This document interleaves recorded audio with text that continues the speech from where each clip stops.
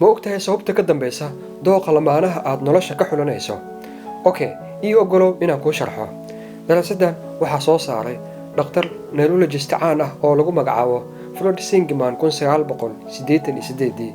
Waxaana ka soo xiganay buuggan helidda jacaylka aad doonayso. Waxaana loogu magac daray Freudian Psychoanalysis. Baaritaankiisu wuxuu ku ogaaday in qofka markasta raadiyo isagoo aan is-ogeyn lamaane wax badan ka shaabaha waalidkii dhalay. Sidaa daraaddeed wuxuu xaqiijiyey in dumarka badanaa si aysan ogeyn ay lamaane ahaan ugu xushaan nin leh dabeecadaha aabbahood, waayo waxaan si aan ku talagal ahayn markasta u raadinaa qof ina xasuusinaya waalidkeen.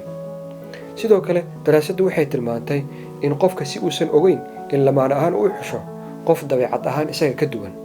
Waxaana filayaa inaad in badan aragtay lamaanayaal isqaba oo haddana si weyn u kala duwan xagga dabciga, sida mid hadal badan iyo mid aamus badan oo isguursaday, mid jecel in wax kasta nidaamsanaadaan iyo mid aan kala jeclayn. Waxaana arrintan ugu wacan baa la leeyahay iyadoo qofka uu si aan ku talagal ahayn u danaynayo dabeecadaha qaar ee ka maqan xilliga uu qaangaarayo, taasoo keenaysa inuu si uun u soo jiito qof ka dabeecad duwan.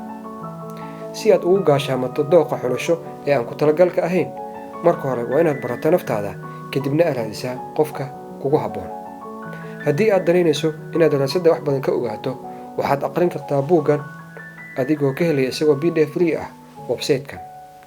Nagulowda fikirkaaga qaybta commentiga. Mahadsanid.